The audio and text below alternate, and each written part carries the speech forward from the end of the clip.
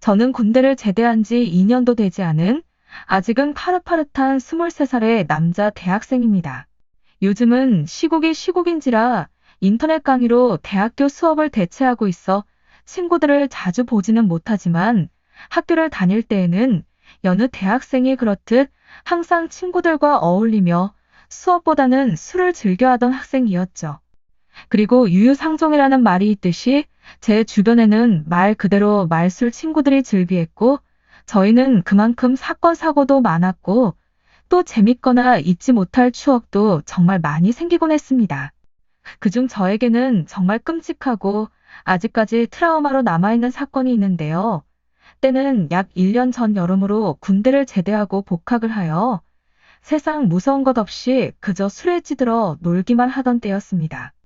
저는 고향도 서울이고 대학도 서울에 있다 보니 지방을 가본 적이 수학여행으로 경주를 간 것을 빼면 거의 없다고 할 수 있는데요.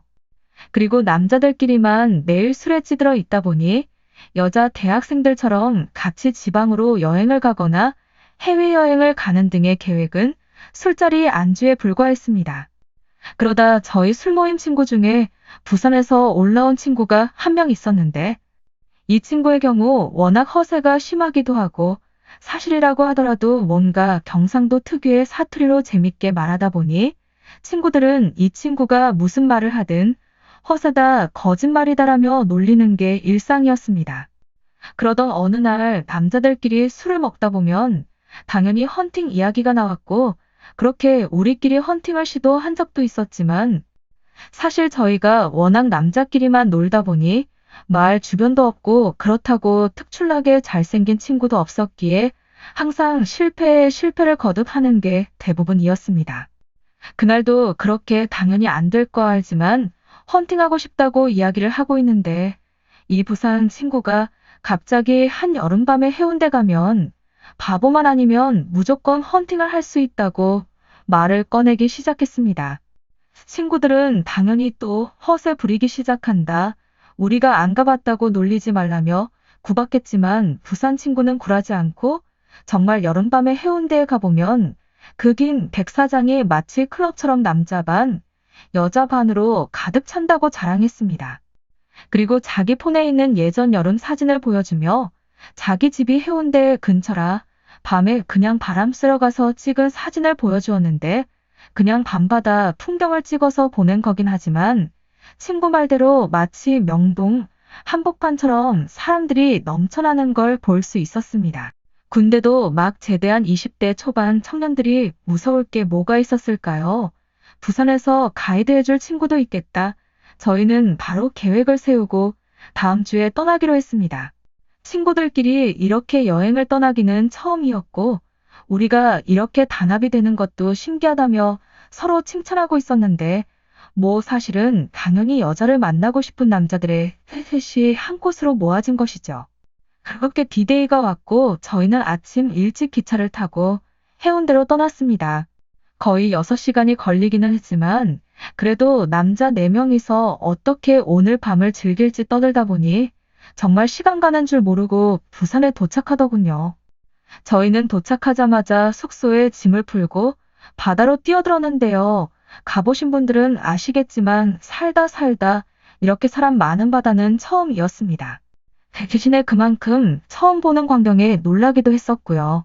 2시간 정도 놀다 보니 슬슬 지치기도 하고 해서 정리하고 숙소로 들어와서 씻고 냈다 한숨 자다 보니 어느새 저녁 6시가 넘었던 것 같습니다. 누구 하나 시키지도 않았는데 갑자기 왁스를 바르고 옷을 입으며 꾸미기 시작했고 하루 이틀 본 사이도 아니지만 제가 이때까지 본 친구들 모습 중에서 제일 설레는 표정이 아니었나 생각합니다. 7시쯤 나와서 저녁을 먹고 해변에 갔는데 여름이다 보니 아직 해도 안 지고 해서 그런지 친구의 사진 속에 봤던 모습과는 많이 달랐습니다. 그래서 저희는 또 부산 친구에게 너한테 속았니 많이 하면서 근처 카페에서 커피를 한잔 하고 있었는데 이게 웬일일까요? 정말 8시가 넘어서 해가 지기 시작하자 말 그대로 백사장이 순식간에 클럽으로 변한 것 같았습니다. 335 모래사장에 돗자리를 깔고 술을 마시기 시작했고 정말 걸을 때마다 남자들이 앉아있거나 지나가는 여성분들에게 마치 줄을 서듯 번호를 물어보는 모습은 놀라운 그 자체였습니다. 처음에는 도저히 어떻게 해야 할지 몰라서 구경만 하고 있다가 저희도 술이 들어가고 여기까지 오는 데든 시간과 돈을 생각하니 갑자기 자신감이 넘쳐나서 그냥 보이는 대로 여기저기 번호를 물어보기 시작했습니다. 하지만 이상과 현실은 다르다고 했던가요? 2시간 가까이 그렇게 시간을 보냈지만 그 어느 여성분들도 저희에게 번호를 주지 않았습니다. 그렇게 포기하고 가려던 찰나 조금 나이가 들어 보이기는 했지만 어차피 마지막이라는 생각으로 돌진했습니다. 가까이서 보니 30대 초반 정도로 보였습니다. 시간도 늦었고 어려 보이는 저희가 귀여웠던지 누나들은 어차피 자기들도 금방 마시고 들어가야 된다며 술이 많이 남았으니 와서 같이 먹자고 하더라고요. 솔직히 저희가 어려서 그런지 모르겠지만 남자라면 누구나 어느 정도 나이 차가 나는 누나들에 대한 로망이 있기는 해서 친구들 모두 신나게 마시기 시작했습니다. 그리고 확실히 연륜이 있어서 그런지 말하는 수위나 술게임 자체가 저희가 범접하지 못했던 새로운 세계였습니다. 뭐랄까 쓸데없이 일부러 야한 말을 하는 것이 아니라 그냥 재밌고 자연스럽게 나오는 말들이 그렇다고 할까요? 그리고 어디서 왔냐고 물어보니 누나들도 서울에서 왔다고 하더라고요. 그렇게 2시간 정도 놀았을까요? 저는 계속해서 누나 한 명이 마음에 들었고 그 누나도 나름 저를 괜찮게 생각하는 것 같았습니다. 왜 헌팅을 하면 딱 정해진 건 아니지만 그래도 자연스럽게 파트너가 정해지곤 하잖아요. 그런 느낌이었습니다. 하지만 누나들은 정말 그냥 우리랑 여기서 술만 마시고 자기들은 자러 간다 하는 그런 분위기였고 술이 떨어지니 아주 쿨하게 즐거웠다며 서울 가면 또 보자 귀염둥이들 하고는 자리를 정리하기 시작했습니다. 저희는 아쉬웠지만 술도 많이 취하고 내일도 있고 하니 큰 미련 없이 같이 자리를 정리하고 있었는데 그 누나가 저에게 연락처를 물어보더라고요. 자기도 여기 내일까지 있을 건데 시간 되면 술 한잔 하자고요. 저는 당연히 바로 제 번호를 주었고 그렇게 새벽 2시가 다 되어 저희는 숙소로 돌아왔습니다. 친구 2명은 씻지도 않고 뻗어서 자고 한 명은 잠이 안 온다고 PC방에 가고 저만 씻고 누워서 자려고 하는데 문자 한 통이 오더라고요. 바로 아까 그 누나였습니다. 자기도 호텔에 들어와서 누웠는데 잠이 안 온다고 혹시 괜찮으면 나와서 술 한잔 할래? 라는 문자였습니다. 솔직히 피곤함이 극에 달했었지만 1초의 머뭇거림도 없이 네, 좋아요. 라고 대답하고 바로 나갔습니다. 그때까지만 해도 다른 생각은 없었는데 누나를 보자마자 뭔가 분위기가 이상하게 흘러가더라고요. 나이가 어느 정도 있어서 그런지 가식은 없었고 30분 정도 술을 마시더니 취한 척이 아니라 그냥 당당하게 누나랑 방에 가서 한 잔 더 하자 그러더라고요. 저는 솔직히 말하면 그냥 누나가 시키는 대로 끌려다녔습니다. 당연히 좋아서 그랬겠지만 그냥 이런 상황도 처음이고 어떤 말을 해야 될지도 모르겠고 몸이 가는 대로 그냥 따라갔다고 할까요? 누나가 머무는 호텔은 친구가 있어서 그런지 그냥 근처에 있는 다른 곳으로 가서 방을 잡았고 저는 그때도 그냥 강아지 마냥 누나 뒤를 졸졸 따라 들어갔습니다. 그렇게 들어가자마자 저랑 누나는 마치 커플처럼 즐거운 시간을 보냈습니다. 사실 기억해보면 저는 그때마저도 그냥 누나의 리드에 따라갔다는 게 맞는 말인 것 같습니다.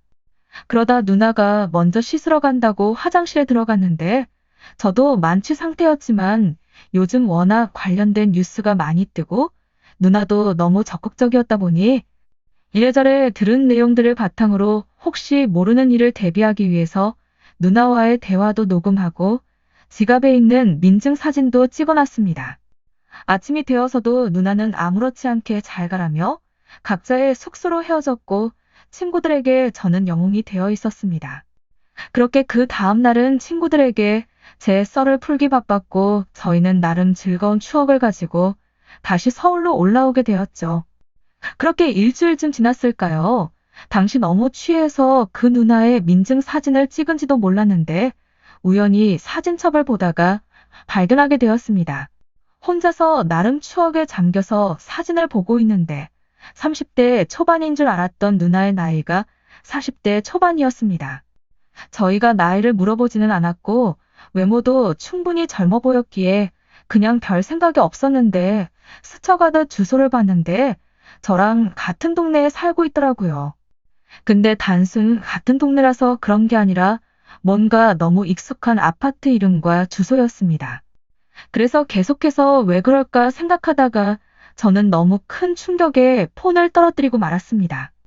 바로 제 고등학교 동창 친구의 집이었던 거죠. 여러분들이 생각하는 그것이 맞습니다. 그 누나는 제 고등학교 친구의 엄마였던 것입니다.